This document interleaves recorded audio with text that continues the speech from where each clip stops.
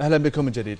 سعادة النائب، يعني مثل ما شفنا حقيقة مناظر يعني بالفعل يعني يعني مؤلمة بالفعل، مباني متهالكة، يعني بصراحة وضع لا يتسق ويا يعني طبيعة نعم بالفعل نمط الحياة البحرينية، الروح البحرينية، وأيضا يعني المشاهد اللي شفناها غير حضارية في أقل من دقيقة مثل ما قال وليد. تعلق بس الله يسلمك. اي يعني بالفعل هي المنطقة تحتاج إلى تطوير بلا شك، بس احنا نبي تعليقك أستاذ عادل. ما تحتاج تعليق في أقل من دقيقة. حرام الحورة وصلت هاللون، والله حرام.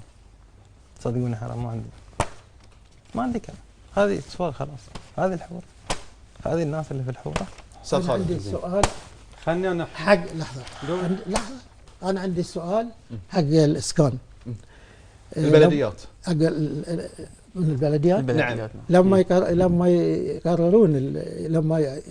يقررون مع المالك اللي موجود ويخيرونه، عقب ما إذا كان يسكن في الحورة ويملك بيت ساكن فيه وبيبنون، هل راح يعطونه قيمة الأرض اللي بيستولون عليها ويبنون له بيت ويعطونه بيت من الإسكان؟ وبالفعل ذي المحور موجود عند زميلتي شيماء، لكن ان شاء الله بني له احنا ان شاء الله في السؤال يعني جواب نبي لا بنسمع الإجابة ان شاء الله. تعليق على اللي شفته وعلى كلام الاستاذ عادل. طبعا الصوره هي تعبر عن نفسها. مأساة اكيد مأساة، مو مأساة. ظل الوضع يعني ما يستملكون. وما نوضحنا على الكره كذي، السؤال يطرح نفسه.